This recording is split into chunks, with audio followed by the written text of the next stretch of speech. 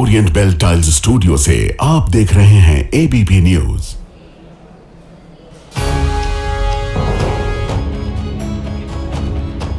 नमस्कार, मैं हूं आपके साथ शिरीन। आज दिन की बड़ी खबरों के साथ शुरू करते हैं भारत की बात। शुरुआत उन खबरों से जिन पर विस्तार से आगे चर्चा करेंगे हम। देखिए, 12 राज्यों में एसआईआर के बीच बीएलओ को लेकर पॉलिटिकल बैटल छिड़ी हुई है। बीएलओ की खुदकुशी पर विपक्ष के वोट चोरी और जानलेवा थ्योरी वाले आरोप क्या हैं, हम विस्तार से आगे आपको दिखाएंगे। क्या वाकई बीएलओस काम का दबाव महसूस कर रहे हैं? क्या बीएलओ वर्क प्रेशर में मौत को गले लगा रहे हैं? आज भारत की बात में वो खुद इन सवालों का जवाब देने वाले हैं। पीएम मोदी के विजन 2047 पर अखिलेश यादव के बयान से विवाद खड़ा हो गया है। अखिलेश यादव 2027 का रण भूलकर 2047 की बात क्यों कर रहे हैं, ये खबर भी आपके लिए आगे होगी। और हर दिन की तरह रात 8:30 बजे आप मेरे साथ देखेंगे स्पेशल रिपोर्ट अलविदा धर्मेंद्र। लेकिन आज सबसे पहले बात बीएलओ वाली बिग पॉलिटिकल बैटल की करेंगे। खबर यह है कि बीएलओस को लेकर देश के सियासी गलियारों में इन दिनों बवंडर मचा हुआ है। बिहार के बाद देश के 12 राज्यों में एसआईआर यानी स्पेशल इंटेंस रिवीजन या फिर कहें कि विशेष मतदाता पुनरीक्षण की प्रक्रिया चल रही है और इस प्रक्रिया को बूथ लेवल ऑफिसर यानी बीएलओ अंजाम दे रहे हैं। हो सकता है कि आपके घर या आपकी सोसाइटी में भी बीएलओ आ रहे हों, आपको एसआईआर का फॉर्म देकर जा रहे हों। अब राहुल गांधी कह रहे हैं कि एसआईआर के नाम पर देश भर में अफरा तफरी मचा रखी है। नतीजा 3 हफ्तों में 16 बीएलओ की जान चली गई। हार्ट अटैक, तनाव, आत्महत्या। एसआईआर कोई सुधार नहीं, थोपा गया जुल्म है।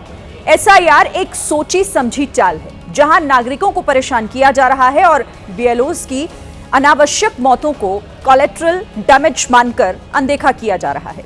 यह नाकामी नहीं, षड्यंत्र है। सत्ता की रक्षा में लोकतंत्र की बलि है। इधर कांग्रेस अध्यक्ष मल्लिकार्जुन खड़गे ने भी एक पोस्ट किया और लिखा है कि बीजेपी की वोट चोरी अब जानलेवा रूप ले चुकी है। काम के भार से बीएलओ और पोलिंग ऑफिसर आत्महत्या करने पर मजबूर हो गए हैं। बीएलओस के बहाने कांग्रेस जिस वक्त बीजेपी के खिलाफ पॉलिटिकल बैटिंग कर रही है, उस वक्त उत्तर प्रदेश में 60 से ज्यादा बीएलओस के खिलाफ जिला प्रशासन ने कड़ी कार्रवाई की है। गौतम बुद्ध नगर की डीएम मेधा रूपम ने 60 बीएलओस के खिलाफ एफआईआर दर्ज करने के निर्देश दिए। 7 सुपरवाइजर के खिलाफ भी एफआईआर करवाई गई है। इन सभी पर काम में लापरवाही बरतने की वजह से ये एक्शन लिया गया। अब यहां पर कुछ सवाल खड़े हो रहे हैं। क्या बीएलओस मतदाता सूची संशोधन के काम में काफी दबाव झेल रहे हैं? क्यों चुनाव आयोग बीएलओ की खुदकुशी के मामलों पर अपनी स्थिति को साफ नहीं कर रहा है? आखिर क्यों चुनाव आयोग की तरफ से बीएलओ की खुदकुशी को लेकर लगाए जा रहे आरोपों पर कोई भी बयान नहीं दिया जा रहा? क्या जिस तरह से काम के प्रेशर के बीच बीएलओ के खिलाफ एक्शन हो रहा है वही उनकी खुदकुशी का कारण तो नहीं बन रहा? और ये सवाल देखिए इसलिए है क्योंकि एसआईआर से जुड़े हुए काम के दबाव में नोएडा में एक बीएलओ ने इस्तीफा दे दिया। नोएडा के एक सरकारी स्कूल की महिला टीचर ने यह कहकर नौकरी छोड़ दी कि अब मुझसे नहीं हो पाएगा।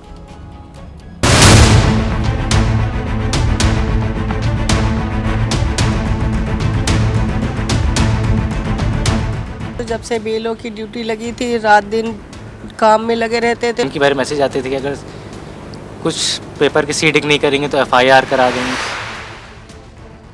बातों से तो यही लगता है कि बीएलओ एसआईआर के काम में भारी दबाव महसूस कर रही हैं। जो शिक्षक बीएलओ के काम में जुटे हैं, उन पर एक तरफ स्कूल में पढ़ाने की जिम्मेदारी है, दूसरी तरफ मोहल्लों या सोसाइटी में जाकर मतदाता सूची संशोधन का एक्स्ट्रा वर्क भी है। कुछ बीएलओ ऐसे हैं जो काम के दबाव में सरकारी नौकरी से इस्तीफा दे रही हैं। जैसे नोएडा में गेझा गांव की सरकारी स्कूल की टीचर पिंकी सिंह ने नौकरी छोड़ दी।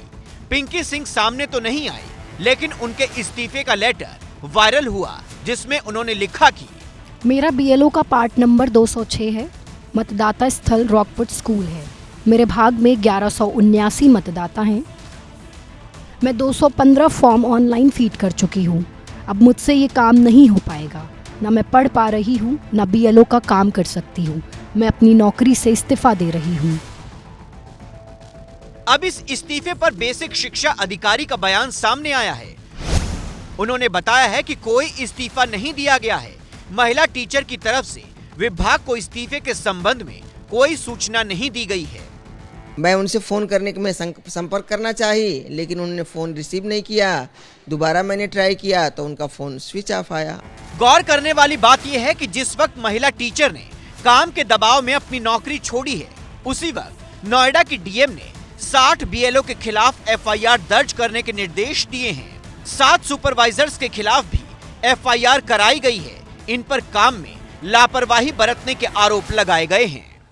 आखिरकार बीएलओ के खिलाफ जो एफआईआर दर्ज की गई हैं उसके पीछे की क्या वजह है, साथ ही एक बीएलओ जो पिंकी सिंह हैं उन्होंने अपने पद से इस्तीफा दे दिया है, उसके पीछे की क्या वजह है। जो तहरीर है उसमें ये आरोप ये है कि इन कर्मियों के द्वारा जो निर्वाचन संबंधी दायित्व है इनका निरंतर उल्लंघन किया जा रहा है और जिससे निर्वाचन संबंधी कार्य प्रभावित हो रहा है। देखा जाए तो बीएलओ इस वक्त ट्रिपल मुसीबत में घिरे हैं। पहले उन्हें अपने संबंधित विभाग की ड्यूटी करनी है, दूसरी उन्हें बीएलओ के तौर पर एसआईआर का काम करना है, तीसरी काम में लापरवाही पाए जाने पर एफआईआर का डर है। क्या यही प्रेशर तो बीएलओ की मौत और खुदकुशी की वजह नहीं बन रहा? क्योंकि बीते मंगलवार को लखनऊ में बीएलओ विजय कुमार वर्मा की ब्रेन हेमरेज से मौत हुई थी। विजय कुमार पेशे से टीचर थे। परिजनों का आरोप है कि ज्यादा वर्कलोड और दबाव से ड्यूटी के दौरान उनकी तबीयत बिगड़ी थी।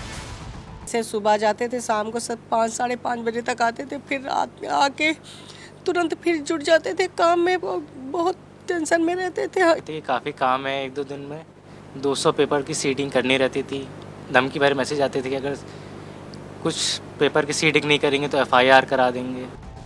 वैसे यूपी के कई जिलों में बीएलओ के खिलाफ कार्रवाई की जा रही है। बहराइच में लापरवाही बरतने के आरोप में कुछ बीएलओ सस्पेंड किए गए हैं, जबकि कुछ के खिलाफ एफआईआर कराई गई है। इसमें बीएलओ के खिलाफ जहां पर भी शिथिलता की बात आई है, सस्पेंशन की भी कार्रवाई हुई है, एफआईआर की भी कार्रवाई हुई। फिलहाल विपक्ष पहले ही एसआईआर को चुनाव आयोग की वोट चोरी बता रहा है। अब इस काम में लगे बीएलओ पर एफआईआर, उनकी मौत और खुदकुशी ने इन आरोपों को और बड़ा कर दिया है। लगता है कि 1 दिसंबर से शुरू होने वाला शीत सत्र एक बार फिर एसआईआर और बीएलओ के मुद्दे पर हंगामे की भेंट चढ़ेगा।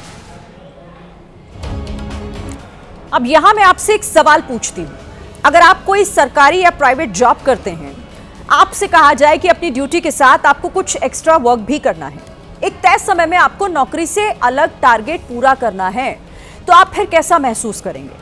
हो सकता है कि आप इससे प्रेशर में आ जाएं, क्योंकि एक बीएलओ के ऊपर मतदाता सूची से जुड़े काम के साथ अपनी ड्यूटी की अलग जिम्मेदारी भी होती है। क्योंकि अगर यूपी की बात करें तो एक बीएलओ के ऊपर करीब 1000 मतदाताओं तक पहुंचने का जिम्मा होता है। घर घर जाकर लोगों का फॉर्म भरवाना होता है और ऑनलाइन फीडिंग का काम करना पड़ता है। ज्यादातर बीएलओ सरकारी स्कूल के शिक्षक होते हैं। इनके अलावा आंगनबाड़ी वर्कर्स, पटवारी, लेखपाल, पंचायत सचिव, पोस्टमैन और हेल्थ वर्कर्स भी इसमें शामिल होते हैं। यही वजह है कि एक साथ 2 अलग अलग जिम्मेदारियों का बोझ इन कर्मचारियों पर पड़ता है और शायद ये दबाव में आ जाते हैं। ऐसे ही कुछ बीएलओ और कर्मचारियों ने कोलकाता में प्रदर्शन किया। बंगाल में लगातार बीएलओ की खुदकुशी के मामले सामने आ रहे हैं। बंगाल और दूसरे राज्यों में हो रही बीएलओ की मौत का मुद्दा राहुल गांधी भी लगातार उठा रहे हैं। इस बीच आज बूथ लेवल ऑफिसर्स ने विरोध मार्च निकाला। चीफ इलेक्टोरल ऑफिसर के दफ्तर के सामने उन्होंने प्रदर्शन किया।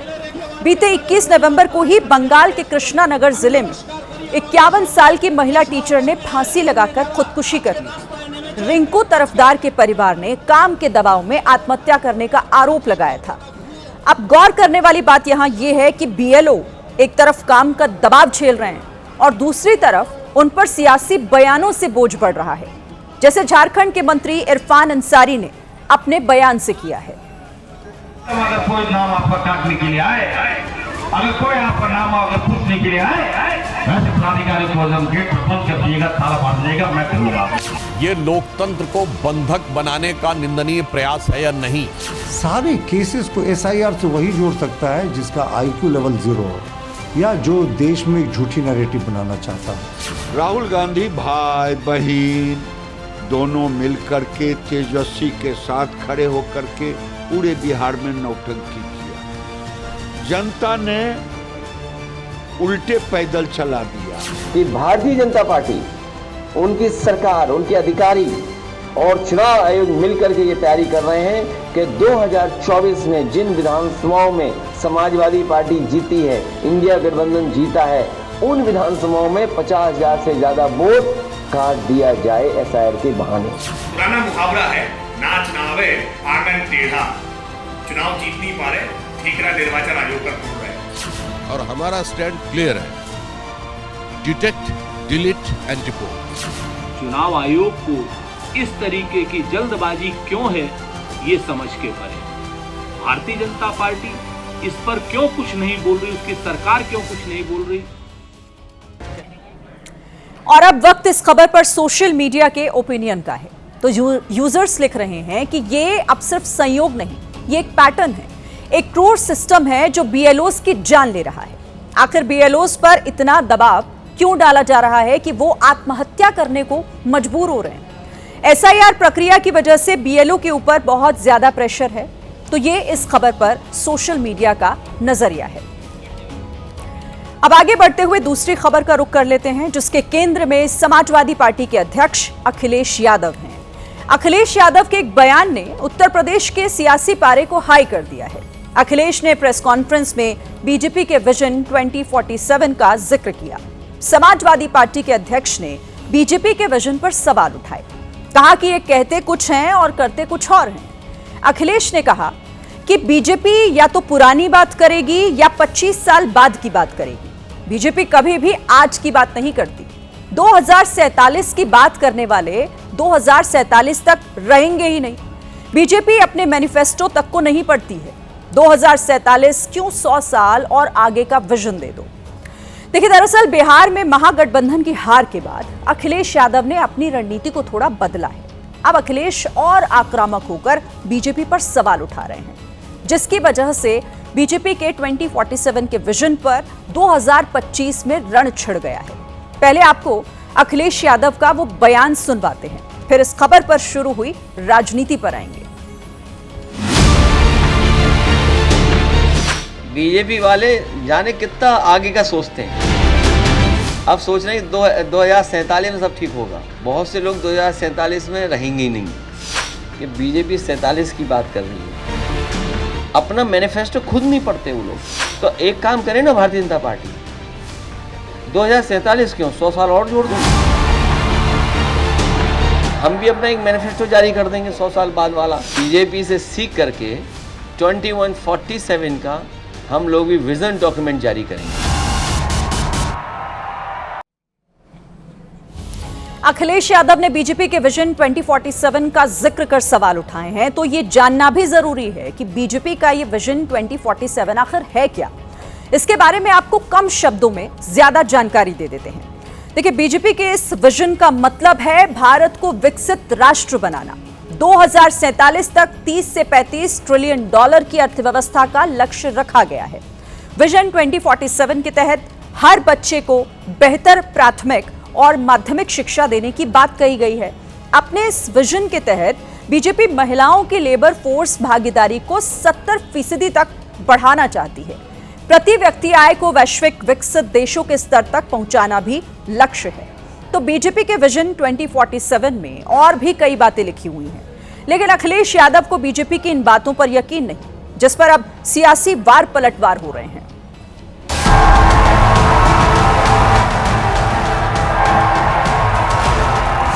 एक तो हमारा लक्ष्य है 2047, हिंदुस्तान विकसित होना ही चाहिए।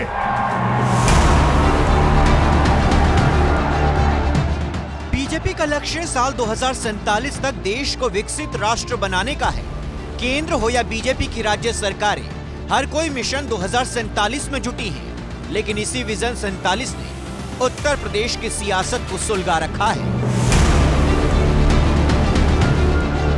अखिलेश यादव ने बीजेपी के विजन पर वार किया तो बीजेपी भी पलटवार के लिए तैयार हो गई। यमुना गंदी, गंगापुरी गंदी, डॉलर में तो गड़बड़ा गए हैं, ये विदेश नीति में तो फेल हो रहे हैं, हर मुद्दे पे फेल हो गए हैं। जो विकसित भारत की संकल्पना है, उनकी विचारधारा की कल्पना है, और वो कल्पना कभी भी पराजित नहीं हो सकती। 2047 का विकसित भारत का जो रोड मैप है, वो मोदी जी की कल्पनाओं के आधार पर ही पूरा होगा। दरअसल अखिलेश यादव से पत्रकारों ने बीजेपी के काम पर सवाल पूछा था। सवाल का जवाब देते हुए अखिलेश ने चुन चुनकर बीजेपी पर हमले किए, जिसके बाद बीजेपी भी इस सियासी घमासान को झूठे आरोप से होते हुए फर्जी पीडीए तक ले गए। देखिए, समाजवादी पार्टी के मुखिया श्री अखिलेश यादव जी बिहार चुनाव के बाद घबरा गए।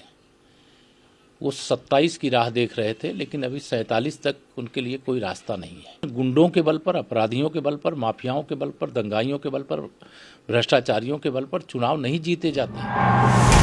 बीजेपी का लक्ष्य 2047 तक देश को एक नई दिशा, एक नई पहचान देने का है। इस विजन के तहत सभी लोगों को रोजगार देने का लक्ष्य रखा गया है। शिशु मृत्यु दर, बीमारियों को कम करना लक्ष्य है। मैन्युफैक्चरिंग का जीडीपी में योगदान 28 से 30% तक बढ़ाना भी टारगेट है। लेकिन विपक्ष कह रहा है, बीजेपी सपने दिखाने वाली पार्टी है, सपने पूरा करने वाली नहीं। आदमी बीमार आज है, इलाज आज उसको मिलना चाहिए। आप उसको सपने देते हो। 2014 में कह रही थी 2019 तक हो जाएगा सब कुछ, 2019 का चुनाव लड़ाते हो 2024 तक हो जाएगा, 22 तक हो जाएगा। तो क्या अब किसान की सारी समस्याओं का समाधान हो गया? देश के नौजवान को, किसान को, युवा को, महिला को जागना चाहिए कि भारतीय जनता पार्टी जो भ्रम का जाल बिछाए हुए, जिसमें नौजवान बेरोजगार हो रहा है, महिलाएं पीटी जा रही हैं, दलितों के मुंह पर पेशाब किए जा रहे हैं, ऐसी सरकार से निजात पाए। बिहार चुनाव के नतीजों के बाद से ही अखिलेश यादव ने अपनी रणनीति को बदला है। इसीलिए वो सोच समझकर बीजेपी के जख्मों को कुरेद रही हैं। अखिलेश ने रुपए के गिरने की बात कही, खराब होती विदेश नीति का जिक्र किया, बीजेपी को नदियों की सफाई का वादा याद दिलाया और भी कई सवाल उठाए। लेकिन राजनीति में एक सवाल उठता है तो 10 सवाल इंतजार कर रहे होते हैं। यहाँ भी वही हुआ। देखिए, बहुत दुर्भाग्यपूर्ण बयान है अखिलेश यादव का। किस तरह का बयान है, कैसी जुबान है उनकी। वो प्रधानमंत्री नरेंद्र मोदी जी को ईश्वर कितनी उम्र देगा ये खुदा जानता है, ईश्वर जानता है। तुरंत अखिलेश यादव को माफी मांगनी चाहिए। अखिलेश यादव बीजेपी को कह रहे हैं कि 47 क्यों, अगले 100 सालों का विजन लेकर आओ, लेकिन काम तो करके दिखाओ।